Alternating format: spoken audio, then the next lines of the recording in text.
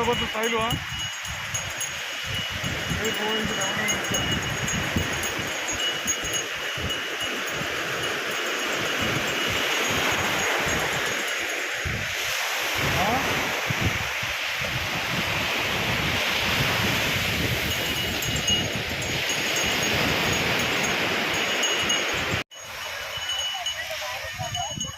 শব্দ শুনিছা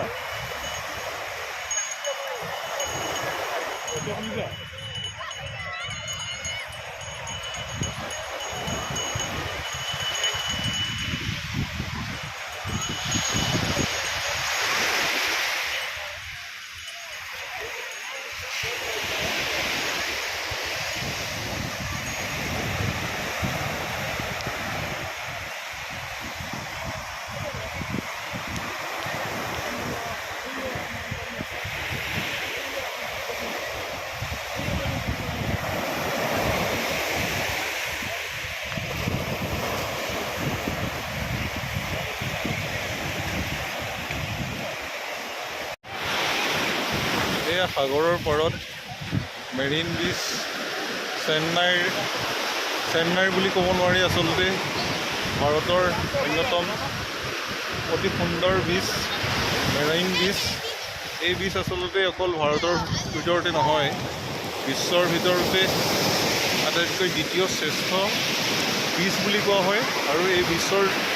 দৃশ্য অতি মনোৰম তাতে সন্ধিয়া সময়ত মেৰাইন বিচৰ পৰিৱেশ অতি মনোমোহা হৈ পৰে যৌৱনা হৈ পৰে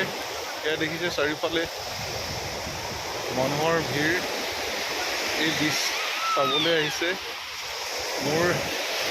কেমেৰাৰে ভালদৰে দৃশ্যখিনি আবদ্ধ কৰিব পৰা নাই যদিও সামগ্ৰিকভাৱে এয়া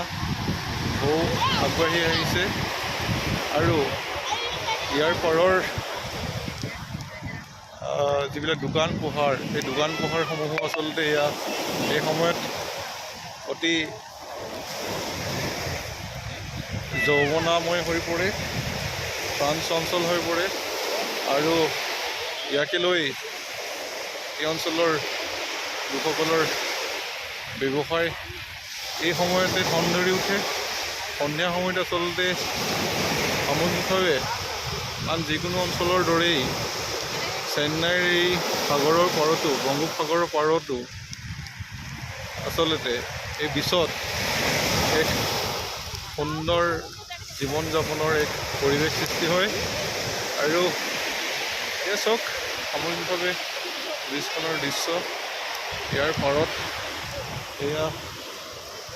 তপোবন যেন হৈ পৰিছে পৰিৱেশ আৰু এই পৰিৱেশৰে আচলতে মজা ল'বলৈ চেন্নাইলৈ আহি এইখিনি পালোহি ভাল লাগিছে আচলতে মেৰাইন বিচলৈ অহাৰ পৰিকল্পনা বহু বছৰৰ পৰাই আছিলে বহু দিনৰ পৰাই আছিলে বহুকেইখন বিচ দেখিছোঁ আমাৰ ভাৰতৰ বাহিৰত থাইলেণ্ডৰ মাজতে এখন বিচ চাই আহিলোঁগৈ ভাল লাগিছিলে সকলো বিচৰ ৰূপ পৃথক পৃথক হয় সকলো বিচৰে বৈশিষ্ট্য বেলেগ সকলো বিচৰে আকৰ্ষণ বেলেগ কিন্তু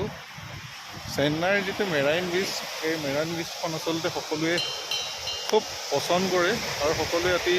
সুন্দৰ বিচ বুলি কয় আচলতে এইখন বহু দীঘল বিচ প্ৰায় 6 কিলোমিটাৰ দৈৰ্ঘ্যৰ এখন বিচ আচলতে আৰু বিচখনৰ বহলো সঁচা কথা ক'বলৈ গ'লে প্ৰায় 400 মিটাৰমান হয় মানে মোটামুটি প্ৰায় 1 কিলোমিটাৰ ওচৰা ওচৰি হয় বুলি কয় ঠায়ে ঠায়ে কিন্তু মই বৰ্তমান যিটুকুৰা জেগাত আছোঁ এইখিনিত বিচখনৰ দৈৰ্ঘ্য খুব বেছি 300 মিটাৰমান হ'ব তাতকৈ বেছি নহয় যে কি নহওক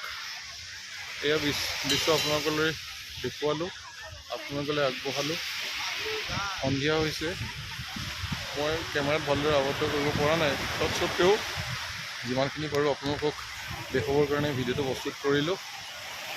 আৰু এইখিনিকে কৈ এই ভিডিঅ'টো সামৰিলোঁ।